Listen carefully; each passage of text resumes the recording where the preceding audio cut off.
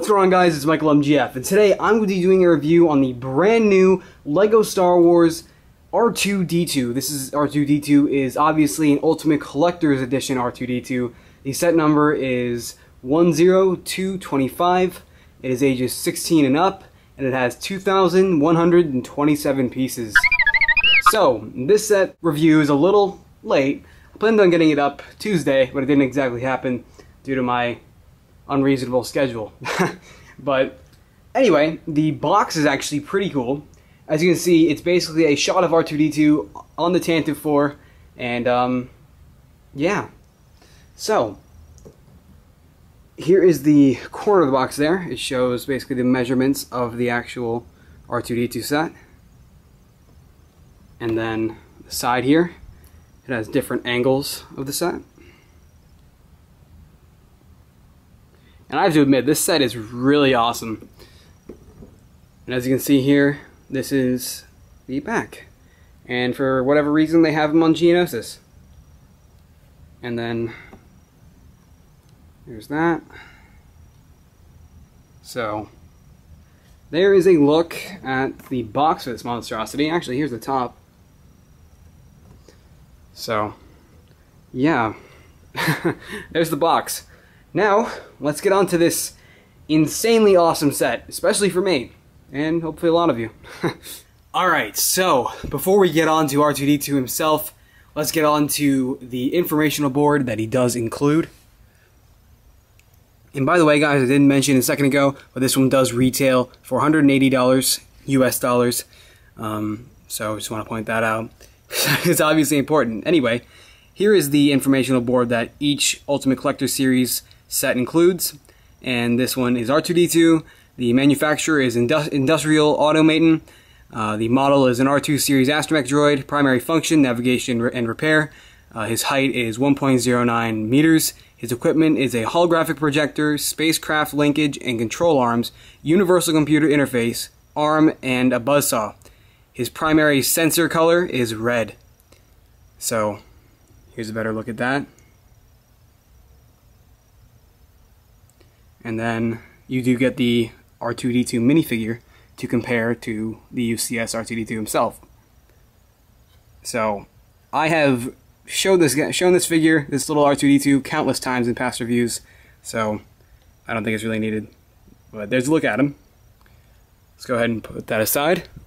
And on to R2-D2 here. Geez, where to start? I guess we can start with the fact that his head spins a full 360 degrees.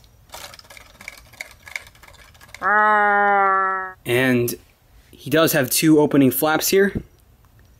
And these flaps, one of these flaps, which would basically be any of these, is where Leia inserted the Death Star plans in A New Hope. So I guess they wanted to include that feature because, you know, it was a classic feature that R2 had. Actually, it was the first thing we saw from R2 in Star Wars, was the fact that he was able to, you know, take in information like that. So, pretty awesome that they included these, and they even have their own little details, like right here. So that's pretty cool, but inside there are some golden rods. They're not really actually like Lego golden pieces, but they are in there. They're just kind of like, you know, this color pretty much.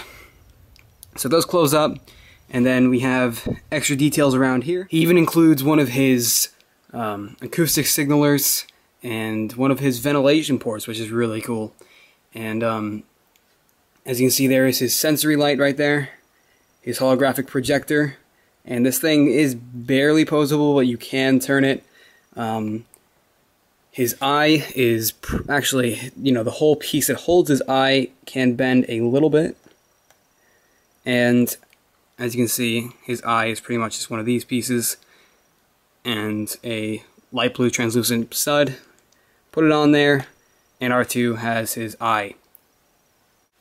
So, his head, as you can see, is basically just a little bit, you know, some Technic, and with a Technic rod in the top there.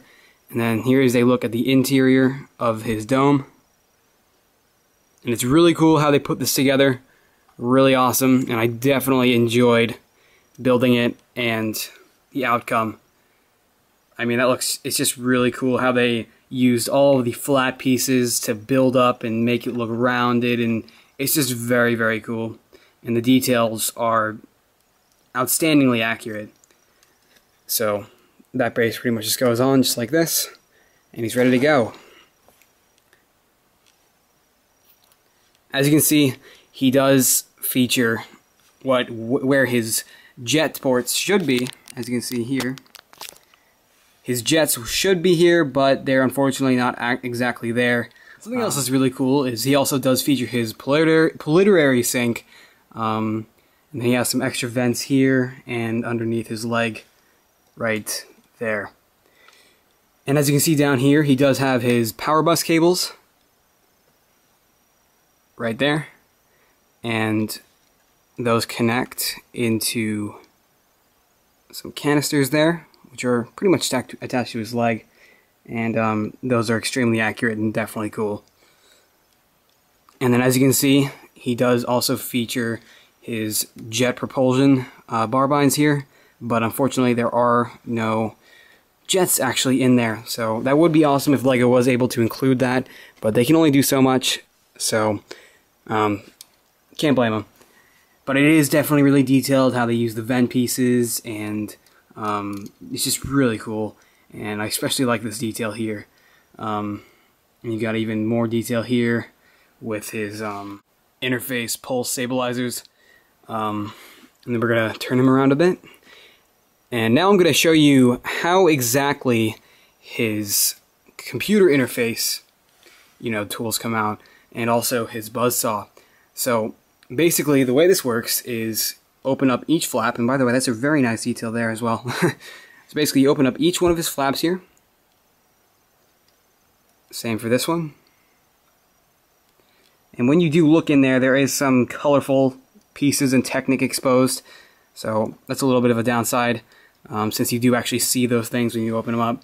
But basically there are some knobs on the back here, and all you do is you just twist them, and out comes his signature computer interface compromiser thing. But yeah, so that's pretty cool.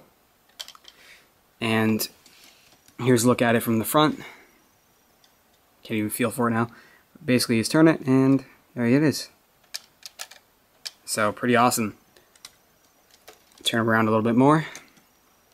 And the same thing goes for his other side. You got the knob back here, and you basically just turn it, and out comes his buzzsaw. And here's a front view of that. So that pretty much concludes that. And now we're going to go into how exactly his legs work. His legs have some very nice sloping up here, by the way. Just pointing out details that I'm, glancing at and looking at. But basically his legs can pose just like this. This is as far as they go to the front, right there, and as far as they go to the back. So definitely really cool. And yeah. So now we're going to get into how his third leg works. And basically this leg, by the way, is the same as this leg. Just some different changes with the studs here and the tubing here. But basically this knob here on the back, this little lever, as you can see here, is basically how it all works. So you basically just pull this up, and then his third leg can go up.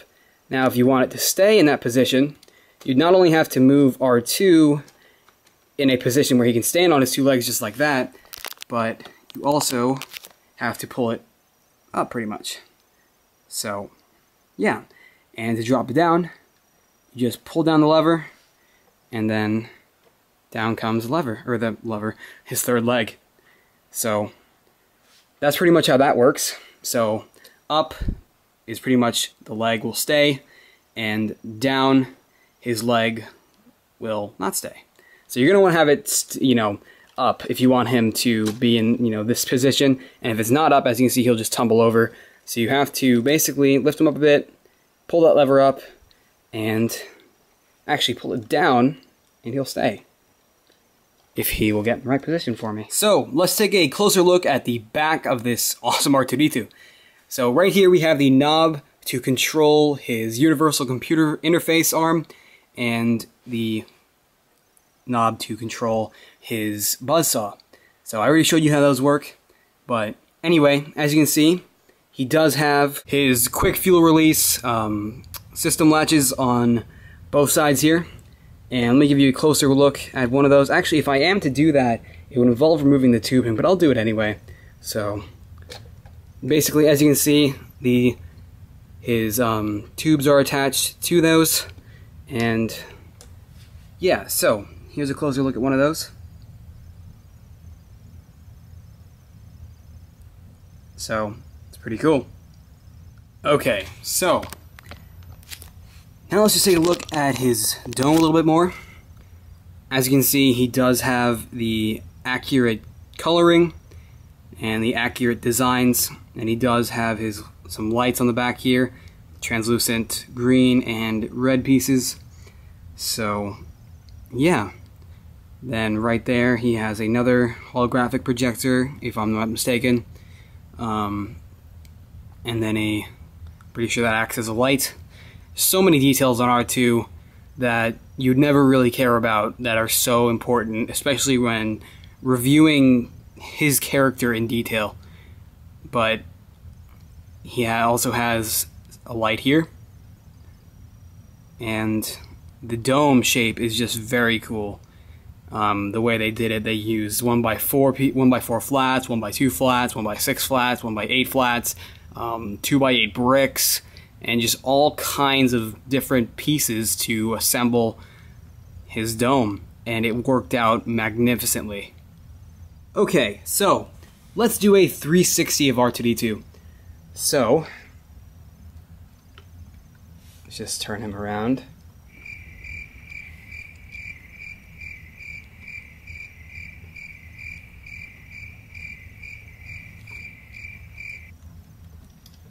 I'm not really talking. But another cool thing is that he does feature his heat exhausts. One is right here. And the sloping work and just all the accuracy work is really cool with this. And this is definitely great, especially for me as a collector. And but yeah, there was your 360 view on him. Just gonna give you a quick look at the design of him and the inside there. It's pretty much just a lot of Technic and lots of colorful pieces that aren't actually exposed on the outside that are in there. And it looks pretty ugly when you're building it, but toward the end, he really becomes R2-D2 and is definitely fantastic. And I absolutely love this.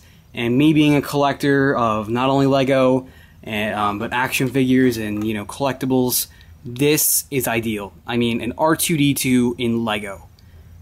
A 2 feet tall R2-D2. He's not exactly 2 feet, he's 1 foot, but I mean, he's just so good. And I would definitely recommend this to a family.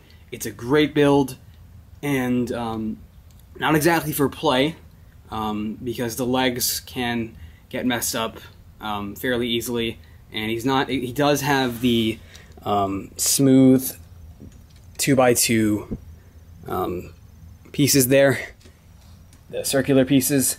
So I guess if you had him on a tiled floor, you can move him around and roll him around very easily. But if you are going to do that, I would definitely be careful. But for a collector, this is absolutely fantastic, and you cannot miss out on this. This is easily one of my favorite sets. I mean, an R2-D2 made out of Lego. And one last thing I want to discuss is that he does feature, or come with, 3 instruction manuals. So you got 3. This one only has about 30 pages. It's not as long. These two have about 60. So, yeah. And then you also get his informational board, which is even cooler. So, yeah, that pretty much sums it up for the new Ultimate Collector Series R2-D2. Again, this one goes for about $180 US dollars in Lego stores and online at legoshop.com. So, that has been it for this review, and this set is absolutely awesome. So, R2, say goodbye with your one good eye. Alright, I'll see you guys later. Bye!